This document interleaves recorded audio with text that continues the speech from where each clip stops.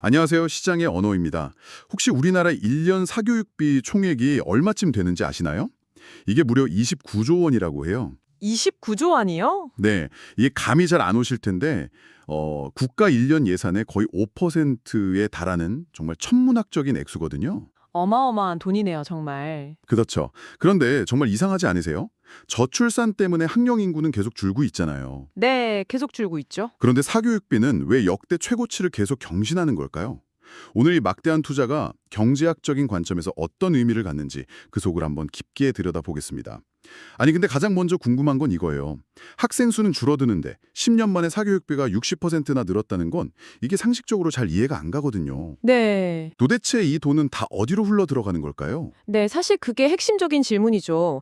보통 사교육비라고 하면 많은 분들이 이제 대입을 앞둔 고등학생들을 떠올리기 쉬운데요. 그렇죠. 입시가 제일 중요하니까. 맞습니다. 하지만 통계를 자세히 살펴보면 이번 사교육비 폭증을 이끈 진짜 주역은 따로 있습니다. 주역이요? 바로 초등학생들이에요. 초등학생이요? 고등학생이 아니고요? 그건 정말 의외네요. 네, 그렇습니다. 지난 10년간 데이터를 보면요. 물론 중고등학교 사교육비도 늘었죠. 하지만 초등학교 사교육비는 무려 74.1%나 폭증했어요. 74%요? 네, 금액으로 따지면 이게 13조 원이 넘는 돈인데 전체 사교육 시장의 거의 절반을 차지하는 규모라고 보시면 됩니다. 아, 절반이나. 최근에 학원과의 초등의대반이라는 간판이 심심치 않게 보이는 것도 바로 이런 현상을 상징적으로 보여주는 거거든요. 아, 저도 본 것 같아요. 계하지치 경쟁이 이제는 초등학교 저학년까지 완전히 내려온 거죠. 초등학생 때부터 의대 준비라니 듣기만 해도 정말 숨이 막히네요. 그런데 이렇게 일찍부터 과열된 경쟁에 뛰어드는 게 과연 효과가 있는 투자일까요? 아주 중요한 질문을 해주셨어요. 경제학적으로 보면 그게 현명한 선택이 맞을까요? 결론부터 말씀드리면 경제학적 관점에서는 그다지 효율적인 투자가 아닙니다. 아, 아닌가요? 네. 이 문제를 설명하는데 아주 유용한 이론이 하나 있는데 바로 노벨 경제학상 수상자인 제임스 해크먼 교수의 해크먼 곡선입니다. 해크먼 곡선이요?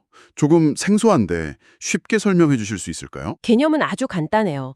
인간의 생애 주기에 걸쳐서 교육에 투자를 했을 때 과연 언제 가장 높은 수익률을 얻을 수 있는가? 이걸 보여주는 곡선이거든요. 아, 투자 수익률. 네. 해크먼 교수의 연구에 따르면 투자 대비 수익률, 즉 ROI는 나이가 어릴수록 기하급수적으로 높게 나타납니다. 어릴수록이요? 특히 0세에서 5세 사이, 이 영유아기에 대한 투자는 연간 수익률이 무려 13%에 달하는 것으로 분석됐어요. 연 13%면 웬만한 주식 투자보다 높은 수익률 아닌가요? 맞습니다. 마치 뇌에 복리 투자를 하는 것 같은 그런 느낌인데요. 정확한 비유입니다. 해크먼 교수는 이걸 기술이 기술을 낳는다, 즉 skill begets skill이라는 말로 표현을 했어요. 아, 기술이 기술을 낳는다. 네, 어릴 때 형성된 기초적인 역량이 튼튼하면 그 위에 다음 단계의 지식과 기술을 훨씬 더 쉽고 효율적으로 쌓아 올릴 수 있다는 의미죠. 아하, 초기 투자가 평생에 걸쳐서 복리 효과처럼 불어나는 겁니다. 그렇군요. 그럼 그 해크먼 곡선의 관점에서 지금 우리나라의 사교육비 지출 패턴을 보면 어떤 진단을 내릴 수 있을까요? 제대로 된 투자를 하고 있는 건가요? 안타깝게도 정반대의 길을 가고 있다고 볼 수 있습니다. 정반대요? 해크먼 곡선에 따르면 투자 수익률이 가장 높은 0세에서 5세 시기에는 상대적으로 투자가 미미하다가 수익률이 급격하게 떨어지는 초등 고학년과 청소년기에 29조 원이라는 막대한 자원을 쏟아붓고 있거든요. 아, 말 그대로 해크먼 곡선을 완전히 역주행하고 있는 셈이죠. 역주행이라니 표현이 굉장히 날카롭네요. 경제학적으로는 자원 배분의 명백한 실패라고 규정할 수 있는 겁니다. 실패다. 네, 가장 효율이 낮은 구간에 국가적인 에너지를 모두 쏟아붓고 있는 상황이니까요. 알겠습니다. 투자의 시기가 완전히 잘못됐다는 건 이해가 됐어요. 그럼 투자의 내용은 어떨까요? 우리가 그 29조 원을 들여서 아이들에게 가르치는 것들이 미래 사회에 꼭 필요한 역량이라고 할 수 있을까요? 그 지점 역시 해크먼 교수가 평생에 걸쳐 강조해온 부분입니다. 아, 그것도요? 네, 그는 인생의 성공을 결정하는 건 단순히 시험 점수나 IQ 같은 인지적 능력이 아니라고 말해요. 그럼 뭔가요? 오히려 끈기, 자제력, 사회성, 동기부여와 같이 눈에 잘 보이지 않는 비인지적 능력이 훨씬 더 중요하다고 강조하죠. 인지적 능력과 비인지적 능력. 이걸 빙선으로 비유하면 이해가 좀 쉬울 것 같아요.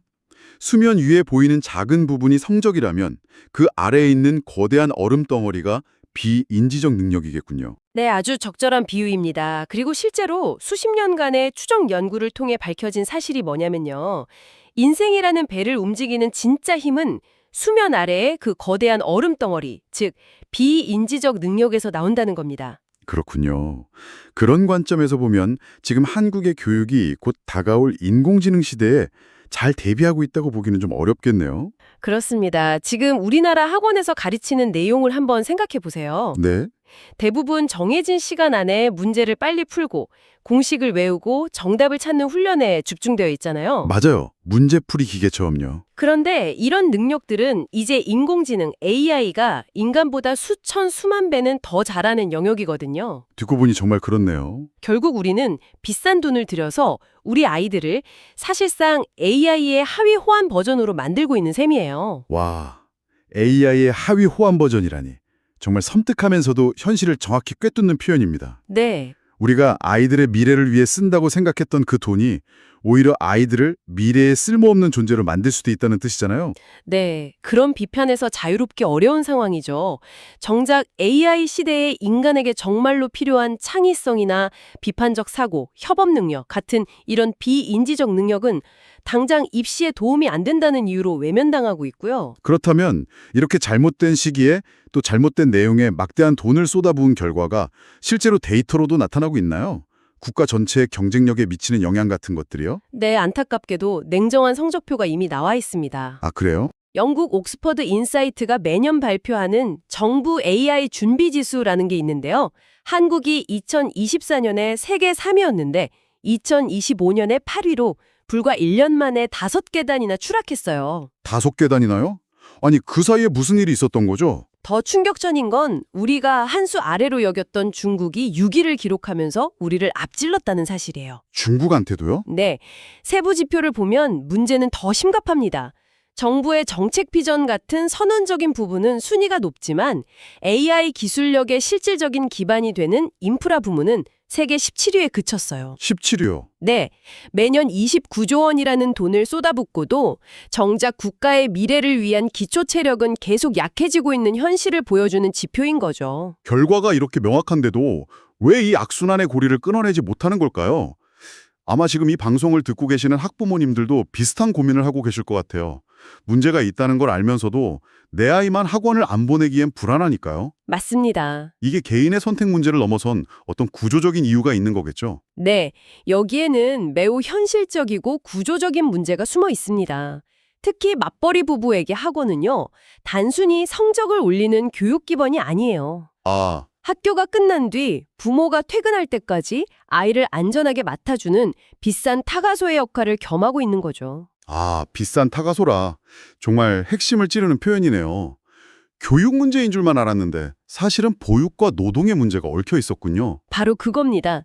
국가가 책임져야 할 공적 돌봄에 공백이 생기니까 그 빈자리를 민간 시장의 고가 상품인 사교육이 파고들어서 대체하고 있는 구조예요. 그렇군요. 부모님들은 아이의 미래를 위해서이기도 하지만 당장 오늘 하루를 무사히 보내기 위해서라도 학원에 기댈 수밖에 없는 상황에 놓인 겁니다.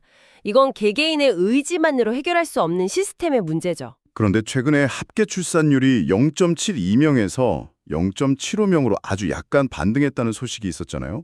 이걸 혹시 긍정적인 신호로 해석할 수는 없을까요? 안타깝지만 그럴 가능성은 낮아 보입니다. 아, 그런가요? 많은 전문가들이 지금의 소폭 반등을 인구 구조상 나타나는 일시적인 통계적 착시라고 분석하고 있어요. 통계적 착시다. 네, 1990년대 초반에 태어난 인구수가 비교적 많았던 마지막 세대, 이른바 에코붐 세대가 지금 결혼과 출산 정년기에 접어들면서 나타난 현상이라는 거죠. 이 세대가 지나가고 나면 우리는 정말 상상하기 어려운 수준의 인구 절벽을 마주하게 될 가능성이 높습니다. 희망적인 소식인 줄 알았는데 오히려 더 큰 위기에 서막일 수 있다는 거군요. 그렇게 볼 수 있습니다. 이런 상황에서 지자체들이 경쟁적으로 출산 지원금을 현금으로 주고 있는데 이건 어떻게 보세요? 당장 돈이 급한 부모들에게는 현금 지원만큼 현실적인 게 없다고 주장하는 목소리도 크잖아요. 네, 단기적인 어려움을 덜어준다는 점에서는 분명 의미가 있을 겁니다. 하지만 해크먼 교수의 관점에서 본다면 근본적인 해결책과는 거리가 멀어요. 그렇구나. 해크먼 교수는 일회성 현금 지원보다 부모에게 아이와 함께할 수 있는 시간과 양질의 보육 환경을 제공하는 것이 훨씬 더 중요하고 효과적인 투자라고 평생 강조해 왔거든요. 아이를 낳고 기르는 문제가 돈 몇 푼으로 해결될 수 없다는 걸 우리 모두 알고 있잖아요. 말씀을 듣다 보니 정말 위기감이 드는데요. 이런 상황에서 다가오는 2026년이 한국 사회에 매우 중요한 분수령이 될 거라는 전망이 있더라고요. 네, 맞습니다. 제임스 해크먼 교수가 전미경제학회 의장이 되는 시점과 맞물려 있던데 어떤 의미인가요? 네, 2026년이 되면 해크먼 교수가 경제학계에서 가장 권위 있는 기관 중 하나인 전미경제학회 AEA의 의장으로 취임합니다. 아, 이건 전 세계 경제학계와 정책 결정자들의 관심이 다시 한번 인적 자본의 중요성으로 쏠리게 될 거라는 걸 의미해요. 세계가 사람에 대한 투자를 다시 이야기할 때 과연 대한민국은 어떤 성적표를 들고 그 자리에 서게 될지 우리 스스로에게 질문을 던져봐야 합니다. 우리에게 남은 골든타임이 정말 얼마 없다는 경고로 들리네요. 네, 그렇게 받아들여야 합니다. 정말 발등에 불이 떨어진 상황이군요. 그렇다면 이 복잡하게 얽힌 문제를 해결하려면 어디서부터 시작해야 할까요? 구체적인 해법이 있을까요? 세 가지 방향의 대전환이 동시에 이루어져야 합니다. 첫째, 투자의 시기를 바꿔야 해요. 시기요. 지금 청소년기에 집중된 사교육비를 0-5세 영유아기 국가 책임 보육으로 과감하게 전환해야 합니다. 국가 책임 보육이요? 그건 부모의 경제력과 상관없이 모든 아이가 비슷한 출발선에 설 수 있게 국가가 보장해준다는 뜻이겠네요? 맞습니다. 모든 아이가 발달 단계에 맞는 양질의 자극을 받을 수 있는 환경을 만들어주는 것. 그것이 해크먼 곡선이 말하는 가장 수익률 높은 투자입니다. 알겠습니다. 두 번째 해법은 뭔가요? 둘째는 평가 방식의 혁명이에요. 결국 정답 맞히기 위주의 시험이 대입의 핵심이 난 초등 의대반 같은 과열 경쟁은 절대 사라지지 않아요. 그렇죠. AI가 대체할 수 없는 협업 능력, 프로젝트 수행 능력, 문제 해결 능력을 제대로 평가하는 방향으로 대입 제도부터 근본적으로 뜯어 고쳐야 합니다. 그게 말처럼 쉽지는 않을 것 같아요. 프로젝트나 협업 능력을 평가하려면 결국 주관적인 판단이 들어갈 수밖에 없는데 학부모님들이 가장 우려하는 게 바로 공정성 문제잖아요. 물론 어려운 과제입니다. 그래서 사회적 합의를 만드는 과정이 반드시 필요하죠. 하지만 어렵다고 해서 계속 미래에 필요 없는 능력을 평가하는 시험에 우리 아이들에 매달리게 할 수는 없는 노릇입니다. 방향은 명확해요. 네. 마지막 세 번째 해법은 무엇인가요? 마지막으로 가장 중요한 것은 부모에게 시간을 돌려주는 것입니다. 시간. 학원이 비싼 타가소가 된 이 비극을 끝내려면 결국 노동개혁을 통해 부모가 아이와 함께할 시간을 보장해야 해요. 아이가 깨어있는 시간에 부모가 퇴근해서 함께 저녁을 먹고 대화할 수 있는 사회. 그런 사회가 되어야만 해크먼 교수가 그토록 강조했던 가정 내 상호작용을 통한 비인지적 능력 함양이 가능해집니다. 이 세 가지가 함께 가지 않으면 문제는 절대 해결될 수 없습니다. 지금까지 시장의 언어였습니다.